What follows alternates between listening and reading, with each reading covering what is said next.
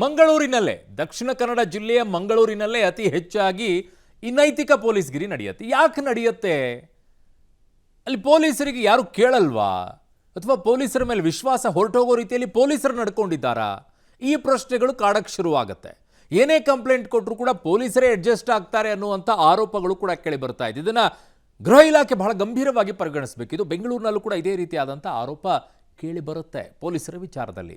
ಹಾಗಾಗಿ ಪೊಲೀಸರು ಏನು ಮಾಡಲ್ಲ, ನಾವೇ ಮಾಡೋಣ ಅಂತ ದಾಳಿಯನ್ನು ಮಾಡೋಕ್ಕೆ ಮುಂದಾಗ್ತಾರೆ. ಈಗ ಮತ್ತೊಂದು ಅದೇ ರೀತಿಯಾದಂತಹ ನೈತಿಕ ಪೊಲೀಸ್ಗಿರಿ ಮಂಗಳೂರಿನಲ್ಲಿ ನಡೆದಿದೆ. ಏನಾಯಿತು? ಮಸಾಜ್ ಪಾರ್ಲರ್ ಇಲ್ಲಿ ಅನೈತಿಕ ಚಟುವಟಿಕೆ ನಡೆಯುತ್ತೆ ಅಂತ ಹೇಳಿ ದಾಳಿಯನ್ನ ಮಾಡಿದ್ದಾರೆ. ಯಾರು ಮಾಡಿದ್ರು? ಉದ್ದೇಶ ಕರೆಕ್ಟ್ ಆಗಿರಬಹುದು, ಬಟ್ ಕಾನೂನನ್ನು ಕೈಗೆತ್ತಿಕೊಂಡಿರೋದು, ತೆಗೆದುಕೊಂಡಂತ ದಾರಿ ಏನಿದೆ ಅದು ತಪ್ಪು. ಮಸಾಜ್ ಪಾರ್ಲರ್ನಲ್ಲಿ ಅಕ್ರಮ ಚಟುವಟಿಕೆ ನಡೀತಾ ಇದೆ ಅನ್ನುವಂಥ ಆರೋಪವನ್ನ ಮಾಡಿದ್ದಾರೆ. ಮಂಗಳೂರಿನಲ್ಲಿ ಮಸಾಜ್ ಸೆಂಟರ್ ಮೇಲೆ ರಾಮಸೇನೆ ದಾಳಿಯನ್ನ ಮಾಡಿರೋದು. ಮಂಗಳೂರಿನ ಕಲರ್ಸ್ ಯೂನಿಸೆಕ್ಸ್ ಸಲೂನ್ ಮೇಲೆ ಈ ದಾಳಿಯನ್ನ ಮಾಡಿರೋದು. ಮಸಾಜ್ ಸೆಂಟರ್ನ ಪೀಠೋಪಕರಣ ಧ್ವಂಸ ಮಾಡಿದ್ದಾರೆ. ವಾಗ್ವಾದ ನಡೆದಿದೆ ಅಲ್ಲಿ.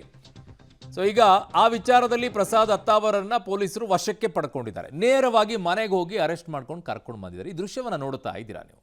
ನೇರವಾಗಿ ನುಗ್ತಾರೆ, ನುಗ್ಬಿಟ್ಟು ದಾಳಿಯನ್ನ ಮಾಡ್ತಾರೆ, ಹಿಗ್ಗಾಮುಗ್ಗ ಥಳಿಸ್ತಾರೆ. ಇವು ಈಗ ಸದ್ಯಕ್ಕೆ ಆರೋಪ ಕೇಳಿ ಬರ್ತಾ ಇದೆ. ನಾವೇನು ಹೊಡೆದೇ ಇಲ್ಲ ಅಂತ ಅವ್ರು ಹೇಳ್ತಾ ಇದ್ದಾರೆ. ಬಟ್ ಅಲ್ಲಿ ಪೀಠೋಪಕರಣಗಳನ್ನು ಎತ್ತಿ ಬಿಸಾಕೋದಿದೆ. ಆ ದೃಶ್ಯ ಕಾಣಿಸ್ತಾ ಇದೆ ನಿಮಗೆ. ಈ ರೀತಿಯಾಗಿ ಪ್ರತಿಯೊಂದು ಸಂಘಟನೆಗಳು ಪೊಲೀಸರು ಏನು ಮಾಡ್ತಾ ಇಲ್ಲ, ನಾವೇ ನುಗ್ತೀವಿ ಅನ್ನೋದಾದ್ರೆ ಅರಾಜಕತೆ ಸೃಷ್ಟಿಯಾಗೋದಿಲ್ವಾ? ಈ ಪ್ರಶ್ನೆ ಸಹಜವಾಗಿ ಉದ್ಭವ ಆಗುತ್ತೆ ಅಲ್ವಾ? ಕಾನೂನನ್ನ ಪ್ರತಿಯೊಬ್ಬರು ಕೈಗೆತ್ಕೊಳ್ಳೋಕೆ ಶುರು ಮಾಡಿದ್ರೆ ಪೊಲೀಸರ ಕೆಲಸ ಏನು? ಪೊಲೀಸರಿಗೆ ಕೆಲಸ ಕೊಟ್ಟರು ಕೂಡ ಪೊಲೀಸರು ಮಾಡ್ತಾ ಇಲ್ಲೋ ಅಂತ ಆರೋಪದಲ್ಲೇ ಈ ದಾಳಿಗಳು ನಡೀತಾ ಇರೋದು. ಯಾಕೆ ಅಂತಂದ್ರೆ ಯಾರ ಮೇಲೆ ನೀವು ಆರೋಪವನ್ನ ಮಾಡ್ತೀರಾ ಅವರೇ ಹೋಗ್ಬಿಟ್ಟು ಅವ್ರ ಜೊತೆಗೆ ಅಡ್ಜಸ್ಟ್ ಆಗಿಬಿಡ್ತಾರೆ ಅನ್ನುವಂಥ ಆರೋಪ ಪೊಲೀಸರ ಮೇಲಿದೆ. ಆ ನಿಟ್ಟಿನಲ್ಲಿ ನಡೆದಿರುವಂಥ ಬೆಳವಣಿಗೆ ಇದು. ನೋಡಿ, ಇದು ಈ ಶ್ರೀರಾಮ ಸೇನೆ ಹೆಸರಿನಲ್ಲಿ ಇವರೆಲ್ಲ ಗೂಂಡಾಗಿರಿ ಮಾಡುವಂಥ ಕೆಲಸ ಮಾಡ್ತಾವ್ರೆ.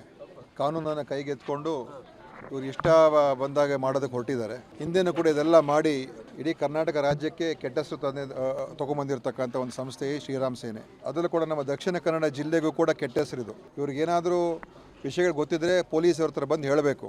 ಇವರೇ ಹೋಗಿ ಏನೋ ದಾಂಧಲೆ ಮಾಡುವಂಥದ್ದು ಇದು ಸಹಿಸೋಕ್ಕೆ ಆಗೋದಿಲ್ಲ. ಇವ್ರ ಮೇಲೆ ಕಟ್ಟುನಿಟ್ಟಿನ ಕ್ರಮ ಪೊಲೀಸ್ ತಗೊಳ್ಬೇಕು ಅಂತ ಕೂಡ ಹೇಳಿದ್ದೀವಿ. ಈ ಶ್ರೀರಾಮ ಸೇನೆ ಖಂಡಿತವಾಗಿಯೂ ಇದು ಯಾರು, ಇವರ ಹಿನ್ನೆಲೆ ಏನು ಎಲ್ಲ ತಿಳ್ಕೊಳ್ಬೇಕಾಗ್ತದೆ. ಏನೇನು ಇವ್ರ ಮೇಲೆ ಕಾನೂನಿನ ಕ್ರಮಗಳು ತಗೊಳ್ತಾರೆ. ಆದರೆ ಇದು ನಿಜವಾಗ್ಲೂ ಕೂಡ ಒಂದು ಕೆಟ್ಟ ಒಂದು ಘಟನೆ ನಡೆದಿದೆ. ಯಾಕೆ ಅಂತ ಹೇಳಿದ್ರೆ ಈ ದೇಶದಲ್ಲಿ ಕಾನೂನು ಸುವ್ಯವಸ್ಥೆಯನ್ನು ನಾವೆಲ್ಲರೂ ಕೂಡ ಪಾಲಿಸಬೇಕು. ಇವರು ದೇವರ ಹೆಸರು ಇಟ್ಕೊಂಡು, ಭಗವಂತ ಶ್ರೀರಾಮನ ಹೆಸರು ಇಟ್ಕೊಂಡು ಇವರು ಈ ಥರ ಕೃತ್ಯಗಳು ಮಾಡಿದ್ರೆ, ಫಸ್ಟ್ ಆಫ್ ಆಲ್ ಅದು ಶ್ರೀರಾಮ ಸೇನೆ ಅಲ್ಲ, ರಾಮಸೇನೆ. ಸುಮ್ಮನೆ ಕೇಸ್ ಹಾಕ್ಸ್ಕೊಳ್ಬೇಡಿ ದಿನೇಶ್ ಗುಂಡ್ರು ಅವ್ರಿಗೆ, ಕೇಳಿಸ್ಕೊಳ್ಳಿ ಅದೇನು ಎತ್ತ ಅಂತೇಳಿ ಆಮೇಲೆ ಮಾತಾಡಿ, ಸುಮ್ಮನೆ ಹಿಂಗೆ ಮಾತಾಡೋಕೆ ಹೋಗ್ಬೇಡಿ. ಇನ್ನೊಂದು ಕಡೆಗೆ ಆ ಸಂಘಟನೆ ಅವ್ರು ಹೇಳ್ತಾ ಇದ್ದಿದ್ದು ಮಾತೇನಿದ್ದು, ಅವರು ತೊಗೊಂಡಿದ್ದಕ್ಕೆ ಪಾರ್ಲರ್ ನಡೆಸೋಕೆ ಹಿಂಗ್ಯಾಕೆ ಮಾಡ್ತಾ ಇದ್ದಾರೆ ಅಂತದ. ನೀವು ಸಂಘಟನೆ ಯಾವ ಉದ್ದೇಶದಿಂದ ತೊಗೊಂಡಿದ್ದೀರಾ? ನೀವು ದಾಳಿ ಮಾಡೋಕ್ಕೆ ನಿಮಗೆ ಪರ್ಮಿಷನ್ ಇತ್ತಾ? ಅದನ್ನ ಹೆಂಗೆ ಮಾಡ್ತಾ ಇದ್ದೀರಾ ನೀವು? ಒಂದು ಲಿಮಿಟೇಷನ್ ಇರುತ್ತೆ, ಅದಕ್ಕೆ ದೂರು ಕೊಡಿ, ಹೋರಾಟ ಮಾಡಿ, ಬೇರೆ ರೀತಿಯಲ್ಲಿದೆ. ಈ ರೀತಿಯಾಗಿ ಎಲ್ಲರೂ ಕೂಡ ಕಾನೂನನ್ನು ಕೈಗೆತ್ಕೊಳ್ಳೋಕೆ ಹೋದರೆ ಮುಂದೆ ಏನು ಹಾಕಿದ್ದಾಗ? ಆಮೇಲೆ ಹಿಂದೂ ಸಂಘಟನೆಗಳು ಇದೇ ರೀತಿಯಾಗಿ ಎಲ್ಲ ದಾಳಿಯನ್ನು ಮಾಡೋಕ್ಕೆ ಶುರು ಮಾಡಿಬಿಟ್ರೆ ನಾಳೆ ಒಂದು ಕಪ್ಪು ಚುಕ್ಕೆ ಬರುತ್ತೆ.